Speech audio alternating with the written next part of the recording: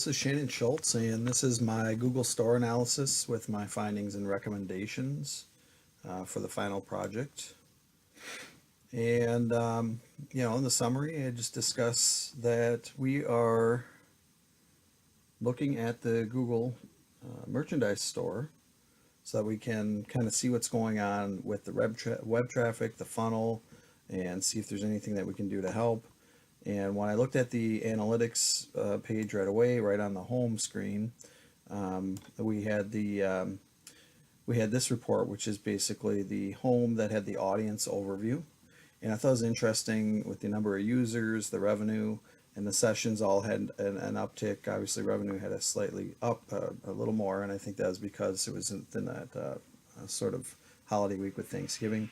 But the big thing that I noticed was this conversion rate right here, and being down 23.8% on conversion rate to me is a little alarming. So I decided to look at that a little deeper. So if it said 7 days, I wanted to take a little bit more of a look over the past 28 days and see if that trend was more alarming or what that looked like there. And of course, as you can see from this graph, that conversion rate trends down quite rapidly. And then what I thought what we would find as well is the revenues also suffer there as well, and even at a larger percentage. So I think that's very interesting to take a note of that. And then looking historically at this. So then I said, well, maybe we just had a bad month. What else was going on? So you look at it throughout the course of the year, and it has been consistently down. And of course, you see the holiday spike from the previous year, but over the whole year, you're still down about 30%, kind of on average, between revenue and conversion rate. And so that's a very significant deal.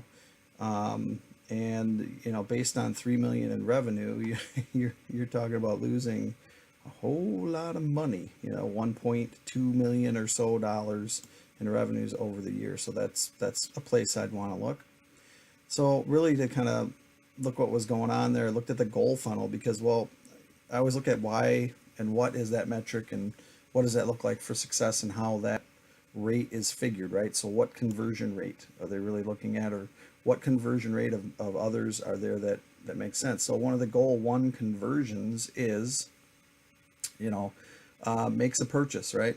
That's the one that I wanted because it directly correlates to revenues, dollars, purchase, conversion. That's really the goal of any business, right? So when we're looking at this, I really didn't see anything in this first one right away. But I thought the goal funnel, when I showed this one, it gave me this very interesting part on the bottom here, which shows the whole funnel through. So, I mean, we're getting a lot of traffic to the site, but then we have the cart, billing and shipping, payment, review, and then purchase completed. So really, from 10,000 people that had activities in the cart, over 10,000, you have 80 of those. That's a very small amount of those people that actually made it through the whole transaction history.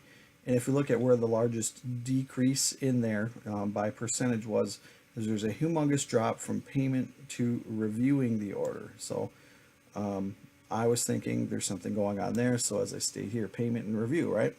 So I said, well, is there something I can look at here to figure out what's going on?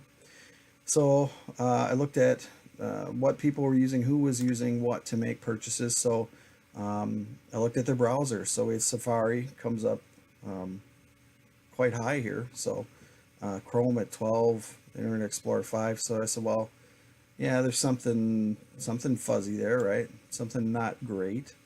And then from there, I looked at whether they were mobile or desktop users. So I get back to here and I still see that we've got more mobile conversions than we do on desktop at 23. It's hard to see from this view. So I thought that was an interesting comparison.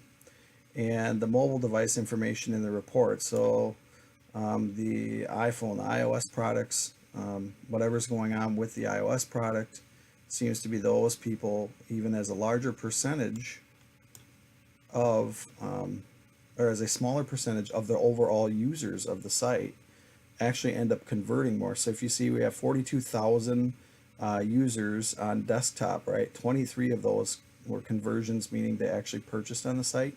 Whereas in this, as mobile users here, we've got 15,000, almost 16,000 users, but 32 conversions. So that percentage is higher there, 46% or something like that of those were mobile. So I don't know. So to me, that's the trend that I'm seeing. What's going on there? Clearly, there's an issue in the funnel, in the conversions. So you're getting a lot of traffic, and at one point, one of the reports I think listed about 60,000 people to the site. Yeah, 60,000 users to the site. 10,000 enter the cart. So now you're at 1/6 of those, right? And then of those 10,000 that entered the shopping cart, only 80 made a purchase. So even by upping that percentage by just a little bit, you're going to really experience a lot of gain in the revenues. So that's what we're here for. So if we're understanding the goal funnel is crucial to goal one, getting them converted and through the process, there's obviously some sort of issue.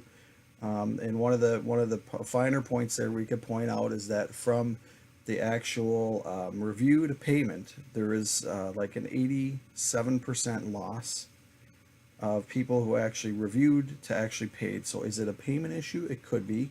Without seeing the UI that tells me how this payment is selected, I really don't know what to do with that other than to understand that there's definitely an issue there. So to me, I would look at user experience. I'd look at, since we're looking at an Apple product, they have Apple Wallet. Maybe this site handles Apple payments, ironically, better than Google payments, because Google payments were one of the smallest conversions, right?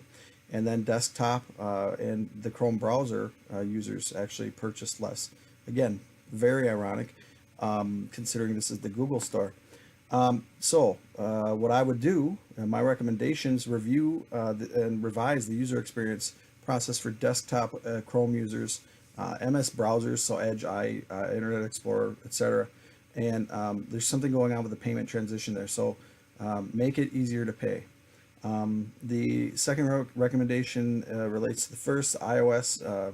Again, the offering is the iOS easier to pay with Apple Wallet or Apple Pay as opposed to Google Wallet? Well, something, right? So I'd really want us to take a look at what that looks like.